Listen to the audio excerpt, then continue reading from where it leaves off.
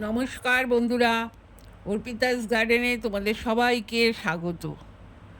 আজ হাজির হয়ে গেছি তোমাদের কাছে একটি গুরুত্বপূর্ণ ভিডিও নিয়ে। এখন বর্ষাকাল, বর্ষার এই ক্রমাগত বৃষ্টিতে আমরা সবাই চাই আমাদের বাগানের গাছগুলোকে সুরক্ষিত রাখতে। এই সময় বাগানের গাছগুলোতে নানা রকমের কীটপতঙ্গ এবং ছত্রাকের আক্রমণ হয়। বর্ষার বৃষ্টি ছাড়াও কখনো কখনো নিম্নচাপের ফলেও কিন্তু বেশ কিছুদিন টানা বৃষ্টি হয়ে থাকে। এইরকম বেশ কিছুদিন টানা বৃষ্টির পর আমাদের বাগানের গাছগুলো বেশ ঝিমিয়ে পড়ে। আমরা চিন্তায় পড়ে যাই আমাদের গাছগুলোকে কিভাবে সুস্থ রাখব। বৃষ্টির পর আমরা আমাদের বাড়িতে থাকা খুব সাধারণ দুটো উপাদান ব্যবহার করেই কিন্তু বাগানের এই গাছগুলোকে আমরা সুরক্ষিত এবং সজীব করে তুলতে পারি। দেখো, রাসায়নিক ছত্রাকনাশক বা সার যেটাই হোক গাছের ক্ষেত্রে কিন্তু ক্ষতিকর।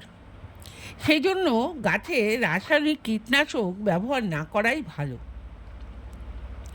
এছাড়া এই গাছের যে সবজি বলো বা ফল বলো, সেগুলো আমরা যখন খাই তখন সেই রাসায়নিক পদার্থগুলো কিন্তু আমাদের শরীরেও প্রবেশ করে, সেটা কিন্তু আমাদের ক্ষেত্রেও ভালো নয়।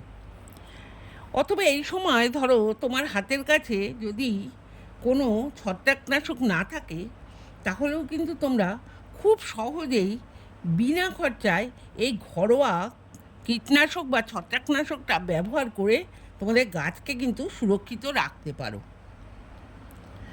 সম্পূর্ণ ভিডিওটা দেখলে তোমরা বুঝতে পারবে বৃষ্টির পর এই একটি ঘরোয়া উপাদানকে আমাদের বাগানে কিভাবে ব্যবহার করে আমরা আমাদের বাগানের যে গাছগুলোকে সুস্থ এবং সজীব করে তুলতে পারি।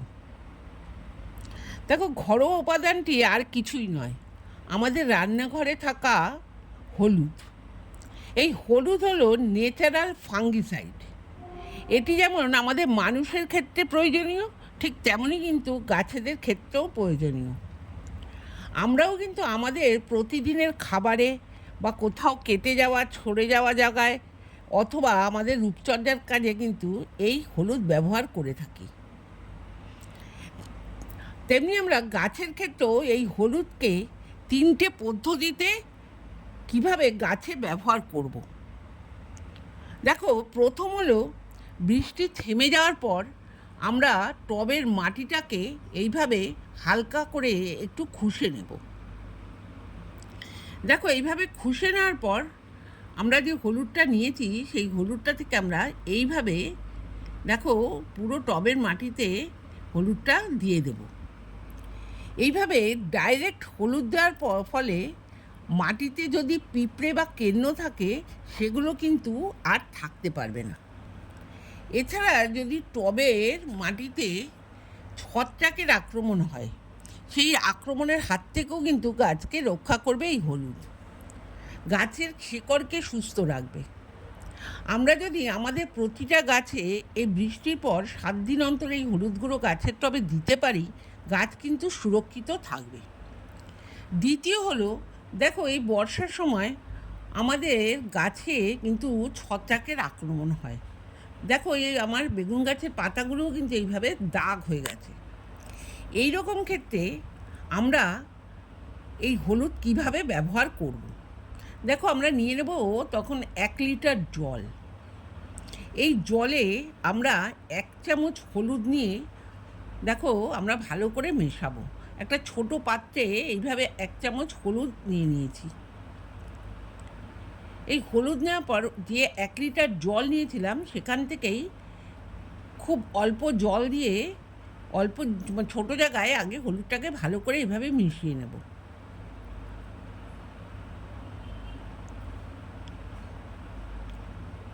এইভাবে মিশিয়ে নেওয়ার পর আমরা একটা ছাঁকনির সাহায্যে এটাকে ছেঁকে নেব।